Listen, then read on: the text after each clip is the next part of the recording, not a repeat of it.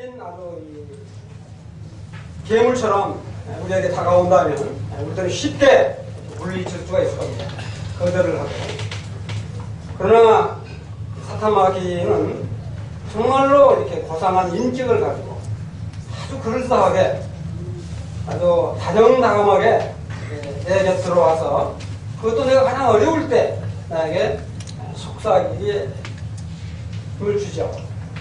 정말 그럴 때 주님의 세미한 음성으로 그것들을 잘 분별을 하면 정말 좋지만 그렇지 못하는 경우가 너무도 많이 있습니다. 정말 자기 편견과 이렇게 아집에 쌓여 헤어나지 못한 그런 경우를 우리들은 많이 이렇게 경험하게 되는데 정말 우리들은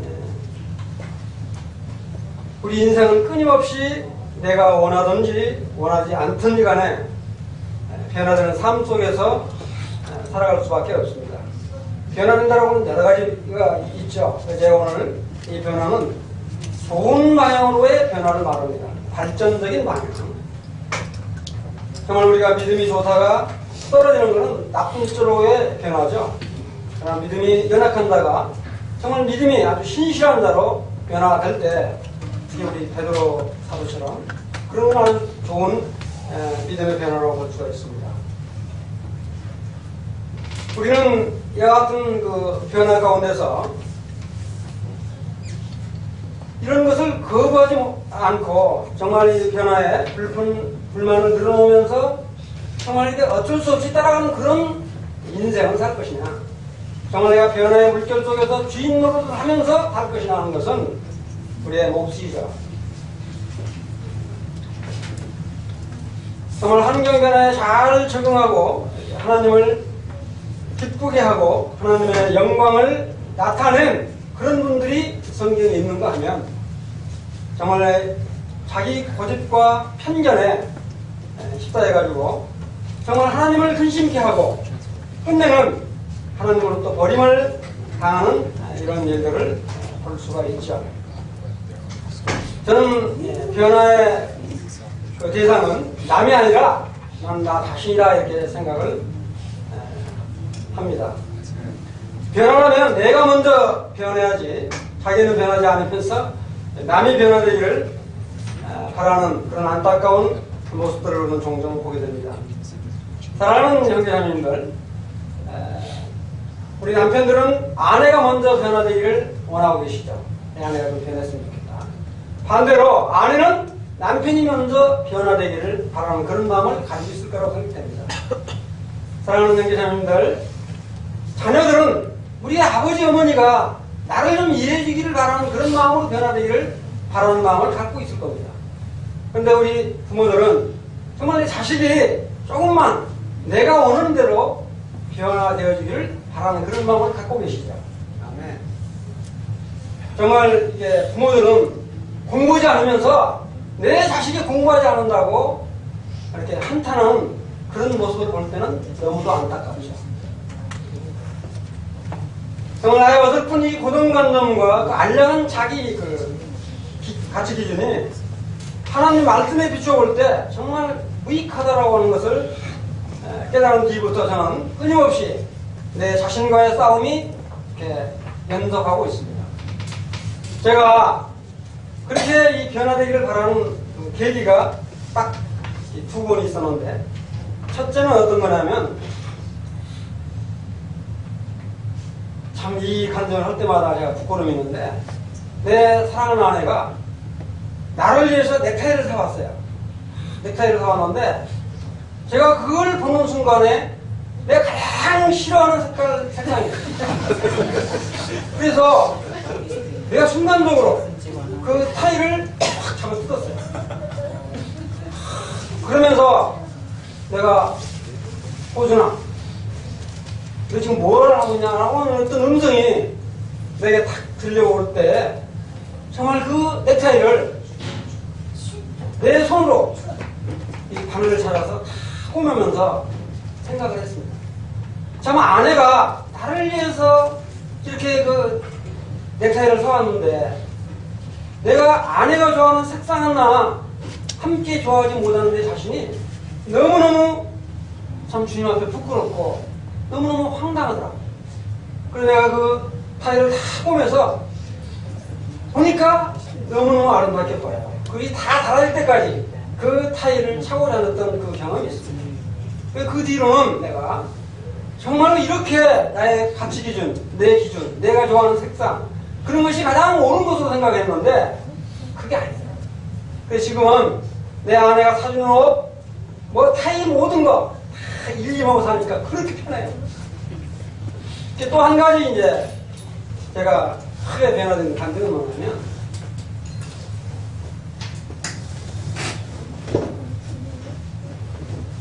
우리 이제 어떤 교회에 그것도 일꾼 형제의 아들이 노란머리를 하고 교회에 왔어요. 노란머리를 하고 교회에 왔는데 그것이 이제 문제가 됐어요. 그럴 때 내 자신에게 들려오는 음성이 있었습니다. 야, 너는 이제 검정 염색을 하고 있지 않나?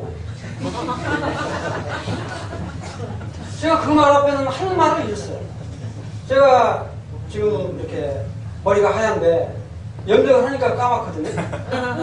그러면 젊은이들이 좋아서 머리에 노란 물, 빨간 물 들이는 거 하고 주님이 주신 하얀 머리를 내가 까맣게 하는 거고 뭐가 다르냐? 차이가 있을 수도 있죠. 그래서 제가 그랬어요. 나도 그렇다. 그러면 이 어린 이 청년들이, 이 딸들이 내 자녀요, 내 아들이요, 내 자녀들이지 않나. 그들이 스스로 깨달을 때까지 우리가 여유있게 참아주면, 그들이 변화될 때까지 깨닫고 참아준다면 얼마나 좋겠냐. 더 이상 이런 것 가지고 논란하지 말자. 하나님의 말씀에 진리에 어긋난다면 그거는 우리가 사수를 해야 되지만 청년들이 머리 노란머리 좀 하고 빨간 머리 하고 청바지 찢어진 옷 입고 온다고 그래서 그게 무슨 대수롭다고 뭐 교회에 뭐 거룩이 깨지느니 어쩌느니 이래서는 안 되느니 이런 것 가지고 논란 안 했으면 좋겠다라고 해서 잠재워진 적이 있습니다. 제가 왜 이 말씀을 드리냐면 우리 대학로 교회는 이제 정말 애국민이 많이 들어올 겁니다. 그럼 어떻습니까? 요새 다문화 가정이라고 그래서 우리나라에 들어와서 결혼하고 사신 분들이 많이 있죠. 거의 15,000명, 2만 명이 넘는다고 그러는데 저는 가끔 러빈 아시아를 보면서 많은 것들을 생각합니다.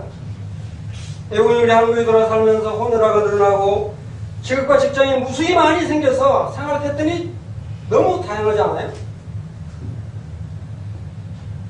요사이 청장년의 삶의 패턴이라든가 이런 것들이 너무너무 많이 다르잖아요. 가치 기준도 다르고. 정말 우리가 생각하는 그 가치 기준으로 생각한다면 도저히 이해할 수도 없고 말도 안 되는 그런 것 가운데서 우리가 살고 있다는 거죠. 그럼 우리 대학로 교회에 앞으로 정말로 갈색 인종도 올 거고 백색 인종도 올 거고 정말 가면 아주 까만 분도 이렇게 오실 거라고 생각이 되는데 우리가 그런 분들을 어떤 마음으로 대해야 되겠습니까? 그분들하고 내 생각과 내 뜻이 안 맞는다고 해서 우리가 배타적으로만 나가야 될 것인가? 정말 우리의 좁혀진 시야를 크게 뜨고 넓은 가슴으로 정말 그들을 품어야 할 때가 아닌가? 정말 하나님의 말씀이 변질되어진다면 그건 정말 사수해야 되지만 그렇지 않는다면 우리가 그런 부분들을 안고 그들을 이해하고 함께 우리 예수 그리스도의 복음을 증거해서 좀 변화돼서 같은 삶을 살아가도록 해야 되지 않겠나 이렇게 생각을 해보게 됐습니다. 좀 이럴 때 우리가 흔히 그런 말을 하죠. 하나님 말씀에 입에 되지 않는 것 가지고 마음에 맞느니 안 맞느니 저 행위는 이래서 안 되고 저 사면 저래서 탈이고 참 이런 일들이 우리 교회 가운데서도 가끔 일어나죠. 정말 우리 이런 것들은 스스로 내 자신에게 질문을 던져보고 반문을 해봤으면 좋을 것 같아요. 성장이 이미 끝나버린 고무나무는 정말 그것을 바로 펴기가 굉장히 어렵습니다. 그러나 우리는 주님이 오실 때까지 날마다 변화되어가는 사람을 살아야 된다고 하는 것은 우리가 깨달아야 되죠. 오늘 한번 구원받으면 성화되는 주님의 인격으로 완전히 변화된 그런 삶을 살 수가 없어요. 우리 인간은. 그렇기 때문에 날마다 주님 성품에 참여하는 변화되어가는 그런 과정을 거쳐야 되기 때문에 변을 가면 지금 변해 가자. 저는 그렇게 살고 싶어요. 우리가 이렇게 나이 많아지면 고집세지고 정말 젊은이들부터 배척을 당하는 그런 것들을 많이 보게 되는데 저는 참 감사한 거는 요사이 절대로 그런 말을 많이 하더라고요. 당장에 젊어졌다고. 모르겠어요. 저는 지금도 전혀 제가 나이 많이 먹었다고 생각이 안 들어요. 정비하는 게 참 좋더라고요. 지금도 이렇게 가서 젊은 사람들과 대화를 하면 내가 이렇게 늙어진 기분보다도 그들을 이해할 수 있고 그들과 대화할 수 있다고 하는 것이 너무 감사가 되고 정말 하루하루 일과가 감사함으로 이렇게 살아갈 수 있는 그런 것들을 주신 주님께 너무 감사가 돼요. 정말 그러면 이와 같이 이제 말씀을 한번 보겠습니다. 정말로 자기 편견과 아집을 가진 도마하고 그 다음에 뭐냐면 이 욥의 친구들을 한번 통해서 이렇게 보시길 바라요. 우리가 나의 그 지식과 경험으로 이렇게 완전히 무장되어 있는 사람들에게는 참 근접할 수가 없죠. 그런데 바로 그 같은 사람이 누구냐면 도마라고. 요한복음 20장 한번 이렇게 펴보시면 20장 1절에서부터 23절을 쭉 이렇게 펴보시면 이런 게 나와요. 당연히 우리 주님이 이렇게 죽으신 사흘 만에 이렇게 부활을 하셨어요. 그 안식일 첫날에 저녁 때 제자들에게 탁 나타나시죠. 근데 하필 그 자리에 도마가 없었어요. 그러니까 이제 제자들이 뭐라고 말하냐면 내가 우리 주님을 뵀다고 그러니까 도마가 뭐라고 말해요? 내 손으로 찔린 옆구리와 이렇게 못에 박힌 손과 발을 만져보지 않고는 믿지 못하겠나라고 그러죠. 이게 뭐예요? 도마도 예수님의 제자였기 때문에 정말 이 부활에 대해서 많은 걸 들었고 알았던 사람이에요. 근데 막상 주님이 부활했다고 그러니까 사람이 어떻게 죽었다가 다시 사나? 이건 고정관념이죠. 우리 인간은 도저히 이해가 안 되잖아요. 어떻게 죽은 사람이 살아나요? 그것도 우리 제자들이 죽어서 살아온 우리 주님을 봤다고 그러니까 도마가 내가 직접 찔린 옆구리와 못에 찔린 손과 발을 만져보지 않고는 이렇게 할 수 없다고 해요. 이건 뭡니까? 아주 자기 편견과 자기 고집 그걸 가지고 있기 때문에 그런 거예요. 어떻습니까? 저도 그런 생각을 많이 하는데 내 생각이 오르면 끝까지 주장을 하고 그러고 사랑하는 행자님들은 그런 경우가 없으시나요? 그 다음에 우리 이제 욥기를 보면요. 욥은 핍박받는 자, 증오하는 자 이런 뜻을 갖고 있잖아요. 근데 이 욥이 욥기 1장을 쭉 보면 이 욥은 아주 자녀들이 10명이나 돼요. 아들이 7에다가 딸이 3이니까. 그 다음에 부가 굉장히 많은데 양이 7,000마리에다가 낙타가 3,000마리에다가 소가 500개에다가 이런 걸 다 계산을 해봤더니 제가 한번 계산을 해봤어요. 이렇게. 그랬더니 한 60억 이상 되더라고요. 아직 이것도 깎아서 계산했더니 한 60억 되더라고요. 이 60억이면 굉장히 부유하죠. 그래서 이렇게 60억 정도의 자산과 아들이 7여 딸이 3이면 아주 다복하고 정말로 이 권세와 부의 상징을 나타내고 있습니다. 욥은.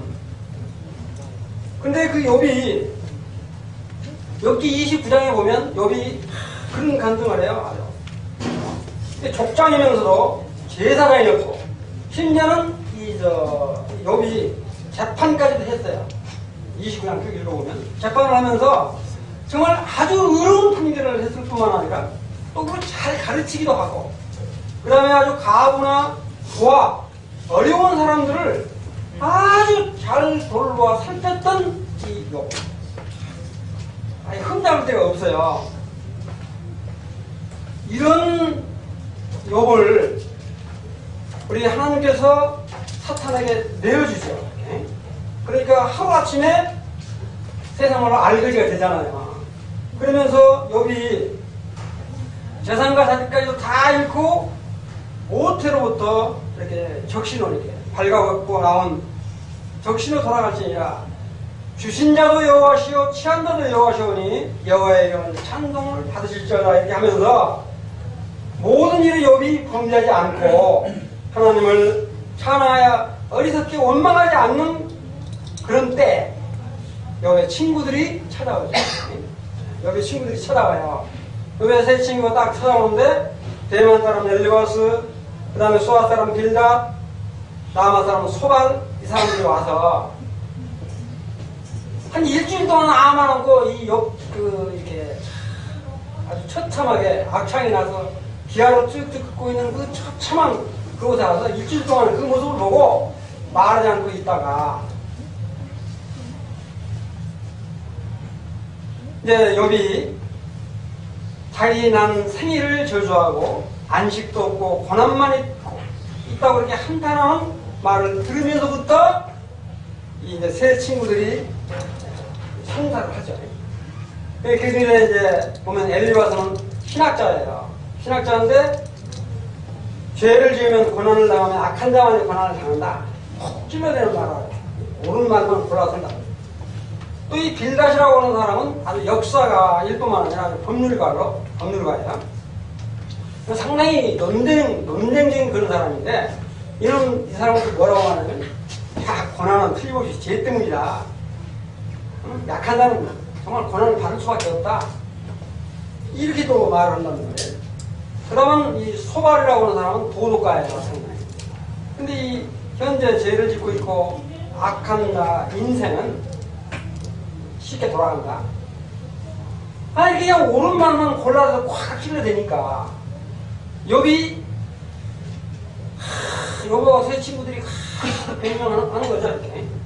그런 장면이 이렇게 나오잖아요. 욥기를 읽어보면 우리 사랑하는 형제자매님 또 그러잖아요. 권면한다고 권면을 잘못 하면요 정말로 큰 상처가 되는 권면할 수 있어요. 이 욥의 친구들이 그 모양이에요. 야 네가 죄를 지었으니까 네가 그렇게 지금 고난을 당하는 거지. 그냥 무슨 소리 하냐. 근데 또 욥은 또 그렇지 않다고 다 또 변명하잖아요. 하나님이 인정해주는 주인의 욥은 그런 욥을 지금 사탄이 시험을 하는데 계속 이렇게 친구들이 찍어대니까 결국에는 우리 주님이 뭐라고 말하네. 이 욥의 친구들은 그 가치 기준이 뭐냐? 죄를 지으면 정말 벌을 당할 수밖에 없다는 그런 가치 기준을 가지고 있는 거야.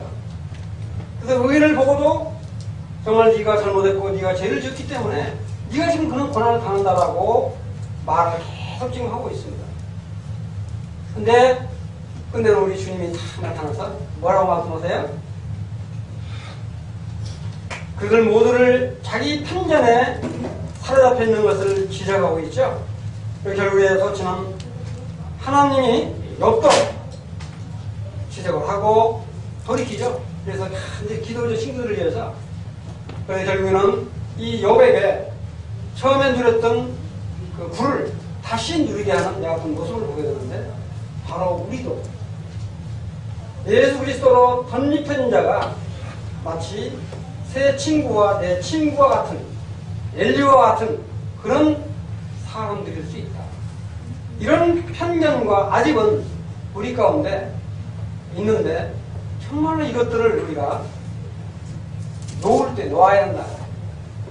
이런 것들을 계속 끌어잡고 있으면 정량이 피곤하죠. 가정에서도 그렇잖아요. 자, 이번에는 환경에 아주 슬기롭게 대처하지 못해서 환경 변화에 슬기롭게 대처하지 못해서 망한 사람들인데 두 사람을 딱 드릴게요. 어떤 사람이냐면 나발이라고 하는 사람이 나오죠. 사무엘상 2장 5절을 한번 이렇게 펴보시기 바랍니다. 시간이 없기 때문에 나발이라고 하는 사람은 이제 아비가일과 나발이 나오는데 이 보면 이 나발이라고 하는 사람 그 사무엘상 25장을 쭉 읽어보면 갈멜에서 양을 몇 마리를 키우냐면 3,000마리를 키우고 그 다음에 염소를 1,000마리를 키워요. 그러니까 아주 대단한 사람 부자예요. 이것도 계산을 해봤더니 한 7억 정도 돼요. 그러니까 대단한 재산가요. 근데 우리 이 다윗 왕이 사울 왕으로부터 계속 쫓김을 받아가지고 그 지금 갈멜산에 지금 숨어 살아.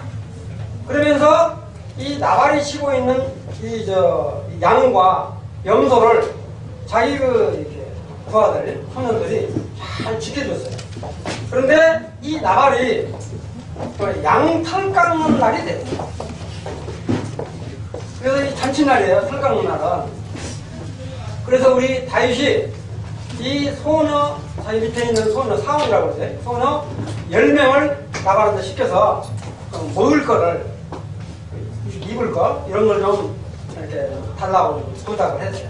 내가 부탁을 줄 거라고.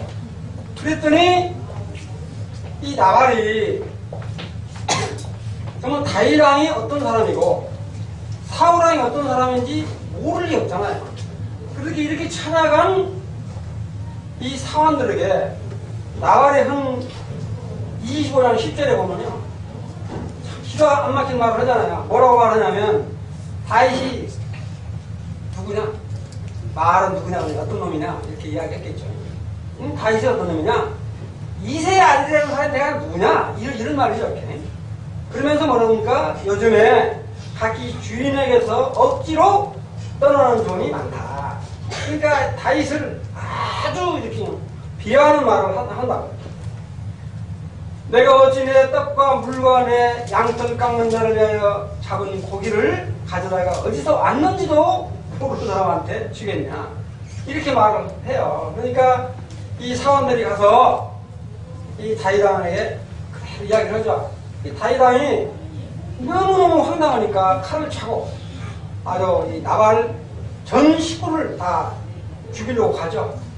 그럴 때 우리 아비가일이 가서 좀 지혜로운 말을 하는데 그 나중에 이제 말하기로 한 거야. 일단 나팔만 맞추자. 나발이 정말 이 왕도 아닌 사람이 왕처럼 아주 이렇게 잔치를 벌였다고.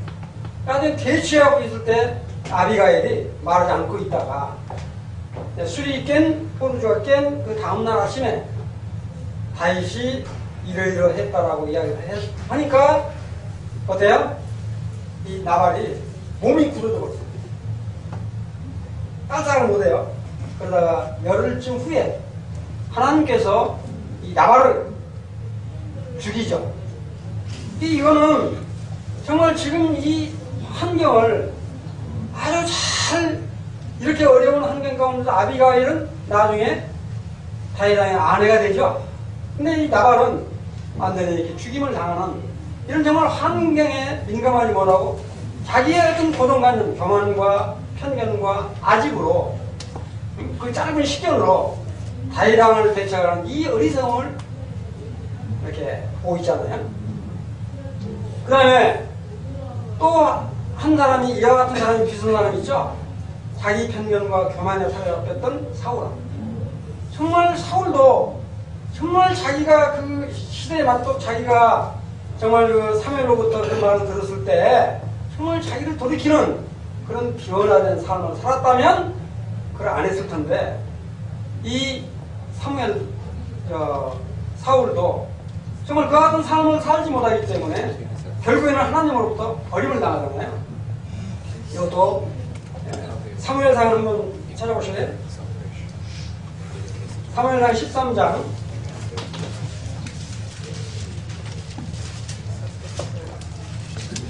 여기 보면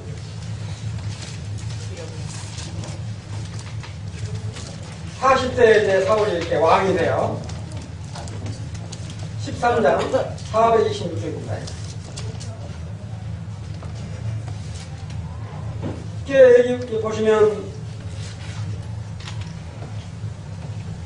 이 사울왕은 제사를 드려서는 안 되죠. 3일 올 때까지 기다리고 해야 되는데 지금 그 전쟁터에서 너무 이렇게 적군들이 많이 이렇게 있고 그러니까 빨리 이렇게 사무엘이 올 거를 일주일간 기다리는데 안 오니까 자기가 먼저 이렇게 제사장 대신 노릇을 해요. 그런데 우리 이제 그때 바로 사무엘이 와서 이야기를 하죠. 뭐라고 하냐면 11절에 보니까 사무엘이 왕이 행하신 것이 무엇이냐 하니 사울이 이르되 백성은 내게서 흩어지고 당신은 정한 날에 오지 아니하므로 블레셋 사람은 믹맛에 모였음을 내가 보았으므로 이에 내가 이르기를 블레셋 사람들이 나를 치러 길가로 내려오겠거늘 내가 여호와께 은혜를 간구하지 못했다 하고 부득이 번제를 드렸다라고 핑계를 내죠. 그런데 쭉 읽어보면 자 15장 마지막 절을 한번 보죠. 15장 35절을 같이 한번 봅시다. 결국에는 뭐냐면 이 같은 사울이 정말 하나님의 말씀에 기울이지 아니하고 정말 자기 좋을 대로 행함으로 말미암아 정말 자기 변화된 그런 삶을 살지 못한 이 사울은 결국에는 뭐냐면 하나님으로부터 버림을 당하게 됐죠. 35절 같이 한번 읽읍시다. 시작. 사무엘이 죽는 날까지 사울을 다시 가서 보지 아니하였으니 이는 그가 사울을 내어 슬프함이었고 여호와께서는 사울을 이스라엘 왕으로 삼으신 것을 후회하셨더라. 우리 하나님은 후회함이 없으신 하나님이에요. 그런데 정말 하나님 말씀에 청정하지 아니하고 자기 좋을 대로 행하는 이런 사람들은 버리게 되잖아요. 이 자기의 이렇게 편견과 아집이 얼마나 큰 이렇게 낭패를 당하는지는 우리가 또 한 군데로 볼 수 있죠. 어떻게 얻으면 출애굽한 이스라엘 백성들이 얼마나 많이 이렇게 원망을 해요. 그러니까 출애굽에서 왔으면 광야 생활을 했으면 정말 이제 가나안 땅으로 들어가서 우리가 살아야 된다라고 하는 것을 백성들이 알 법도 하고 불평불만을 멈출 법도 한데 계속 시비와 원망을 하죠. 결국 그것 때문에 모세도 가나안 땅에 들어가지 못하고 그곳 안에서 죽죠. 그래서 결국에는 뭡니까? 이와 같이 원망과 시비를 이렇게 변화되는 삶을 살지 못한 이 출애굽한 1세들은 전부 다 광야에서 다 죽고 정말 이 가나안 땅에 들어간 사람은 누구예요? 갈렙과 여호수아밖에 없다. 그리고 우리가 환경에 내 자신을 변화시키고 적용하지 못하면 이런 꼴을 당할 수밖에 없다. 그래서 저는 이미 내 자신을 그렇게 저는 쳐서 복종시키고 싶어요. 정말 이렇게 생활에 민감하면서 내 자신이 변화되는 삶을 주님이 오실 때까지 계속하기로 저는 작정을 했습니다. 아멘. 이렇게 아멘 하신 분들은 저하고 함께 하시길 원하고 아멘 안 하신 분들은 자기 고집대로 살아가시길 바랍니다. 아멘.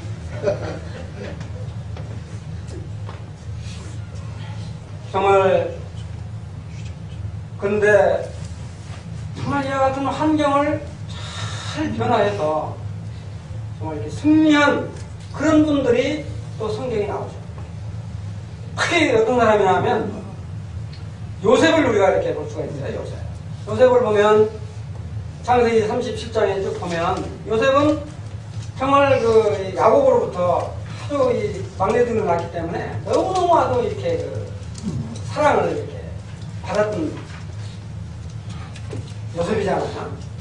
근데 채색 옷을 이렇게 입고 아들 중에서 그 다음에 그 꿈 이야기를 했다가 자기 형들로부터 미움을 사고 결국에는 팔려가잖아요. 그런데 이 요셉이 그렇게 팔려가서도 정말로 자기를 그렇게 구렁텅이로 몰아뜨렸던 자기 형들을 원망하고 시비하는 불평불만을 들어놓은 적은 성경에 한 군데도 없죠. 그리고 어떤 어려운 환경 가운데서 원망과 시비, 불평을 하면 그것들이 전부 다 내게로 돌아온다는 거 다 알고 계세요. 그런데 우리는 틈만 있으면 나는 잘했는데 상대방이 잘못한다고 계속 찍어내죠. 근데 그거 아무런 유익함이 없더라고요. 그럴 말이 있으면 내가 그 사람 칭찬할 것만 찾아서 하세요. 남 잘못된 것 제가 연락하지 말고 잘된 것 골라내려고 하시라고. 우리 그 부부 세미나가 하는 그런 그 프로그램이 있는데 내 안에 가장 장점을 찾아내서 적으셔. 내 남편의 가장 좋은 점 찾아내서 적으셔. 그러면 내게는 그런데요. 막상 많을 것 같은데 적으면 자기 아내가 잘하는 그 장점 적으면 3개 이상이 안 나온대요.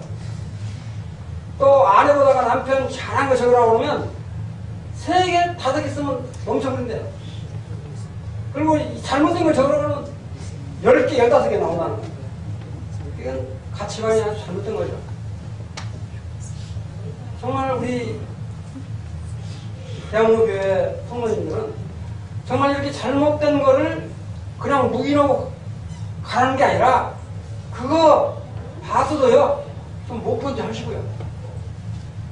못 들은 말 말고 못 본 척 좀 하시고요. 못 들은 척 하시고요. 그리고 여기 위원에게 가시는 삶을 좀 연습했으면 좋겠다. 할아버지가 그러더라고요. 근데 내 경험이에요. 그렇게 못 사시겠다면 할 수 없고. 그런데 이렇게 요셉이 그런 삶을 사신 것 같아요. 그래서 37장 10절에 보면 정말 형들의 미움을 사고 이렇게 해놓은 그 형들을 만났을 때 이렇게 울면서 말하잖아요. 자, 시간이 없으니까 창세기 45장만 한번 봅시다.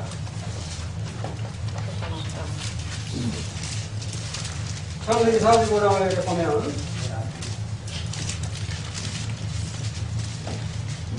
창세기 45장 쭉 이제 보면 15장 창세기 45장 제가 15절을 읽겠습니다. 우리 이제 요셉이 형들을 다 만나가지고 뭐라고 하냐면 요셉이 또 형들과 입맞추며 안고 오니 형들이 그제서야 요셉과 말을 하니라. 요셉의 형들이 왔다는 소문이 바로 궁에 들림에 바로와 그의 신하들이 기뻐하고 그 다음에 넘겨서 50장을 이렇게 한번 보시면 이제 야곱이 죽었어요. 야곱이 죽으니까 그렇게 약속했던 이 요셉이 자기들을 이렇게 죽일 줄 알고 서니까 이 요셉이 또 한 말이 있죠. 50장 제가 14절부터 읽겠습니다. 15절부터 그가 요셉을 위하여 축복하여 이르되 50장 15절부터 읽겠습니다. 요셉의 형제들이 그들의 아버지가 죽었음을 보고 말하되 요셉이 혹시 우리를 미워하여 우리가 그에게 행한 모든 악을 다 갚지는 아니할까 하고 이 형들이 두려워해요. 그런데 이 요셉이 어떤 말을 하냐면 19절부터 읽겠습니다. 요셉이 그들에게 이르되 두려워하지 마소서. 내가 하나님을 대신하리이까. 당신들은 나를 해하려 하였으나 하나님은 그것을 선으로 바꾸사 오늘과 같이 많은 백성의 생명을 구원하게 하셨나니 당신들은 두려워하지 마소서. 내가 당신들과 당신들의 자녀를 기르리다 하고 그들을 간곡히 말로 위로하였다. 정말 이 요셉의 이 심정은 정말 형들을 자기를 부렁뜨리고 빠뜨리고 뇌생활을 하게 했던 그 형들을 얼마나 미웠었겠어요. 그러나 원망을 전혀 하지 아니하고 형들을 만났을 때 또 형들이 자기를 두려워할 때 야같이 말로 위로하는 그런 아름다운 모습을 보게 되는데, 그래서 요셉은 이 지파, 결국에는 계시기까지도 이렇게 나오잖아요. 참 이런 것들을 보게 되면서 시간이 됐으니까 마치려고 하는데, 우리 신약성경에 보면 정말 이와 같이 변화된 삶을 아주 철두철미하게 살았던 사람 두 사람만 드릴게요. 우리 사울은 어떤 사람이었어요? 정말 이 가말리엘 학문을 입에서 배웠던 사람, 그 다음에 지금으로 말하면 법무부 장관 정도 되는 직위를 가졌던 사람, 아주 이렇게 또 율법으로서는 아주 그 사람 따라할 수 없을 정도로 능한 사람. 그런 사람의 생각은 뭐냐면, 예수 그리스도를 믿는 사람은 아주 잘못됐으니까 전부 잡아다가 가두고 죽이는 일이 곧 하나님께 영광과 통기를 돌리는 것으로 알았던 사람이었어요. 그런데 이런 사람을 우리 주님이 다메섹에서 딱 만나잖아요.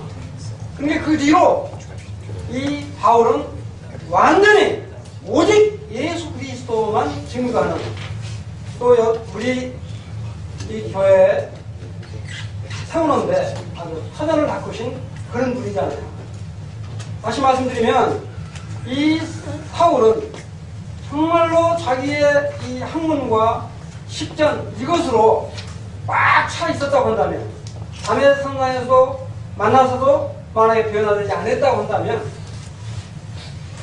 어떻게 됐을까? 근데 이와 못지않은 베드로가 있죠.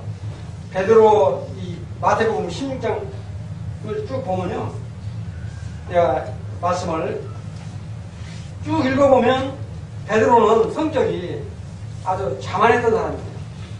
그 다음에 우리 주님이 가서 이렇게 흔들히 기도하고 있는데 그걸 못 참아갖고 잠잤던 사람이에요. 태만하죠. 그 다음에 어떤 사람이냐면, 이제 주님 잡으러 온다고 그러는데, 그 칼을 빼갖고 말고의 길을 잘라버려, 이게요. 말고의 길을 잘라버리잖아요. 이게 상당히 경솔하죠. 그 다음에 나중에 우리 주님이 붙잡혀 가니까 주님을 멀리 떠나서 이렇게 멀리 떨어져 가죠. 그러다가 나중에는 어때요? 한 발 더 떠서 주님을 부인하죠. 그러다 끝내는 어때요? 주님을 저주하죠. 이랬던 베드로예요. 이런 베드로라고. 그러다 주님이 부활하셔서 딱 오셨는데, 나는 물고기 잡으러 건너서 물고기 하고 가버리죠. 그래서 물고기를 잡는데 한 마리도 안 잡혀요. 그러니까 우리 주님이 오른쪽으로 던져라. 그런데 그물이 찢어지게 잡혔어요. 근데 옆에서 주님이 주님이시다 그러니까 그 베드로, 또 성길 그분 베드로가 물속에 쿵 또 빠져 들어가잖아요. 베드로의 성격은 이렇게 참 했던 사람이에요. 베드로. 그런데 정말 성령이 임한 이후에 사도행전을 보면 베드로가 설교를 할 때 3,000명이 구원을 하는 놀라운 역사가 일어나는 걸 볼 수 있잖아요. 이게 바로 뭐냐? 정말 변화를 하되 발전지향적인 지속적인 변화를 꿈꿔 가시기를 주님의 이름으로 부탁하면서 오늘 설교는 제 자신에게 한 말입니다. 정말 남이 변하기 전에 정말 저는 변화되기를 원해요. 그렇게 해서 정말 우리 대학로 교회가 모든 종족들을 다 품을 수 있는 그런 교회로 발돋움하기를 원하고, 정말 젊은이들이 그런 일을 하려고 할 때 정말 뒷바라지 해주고 싶은 그런 심정뿐입니다. 말씀을 마치겠습니다.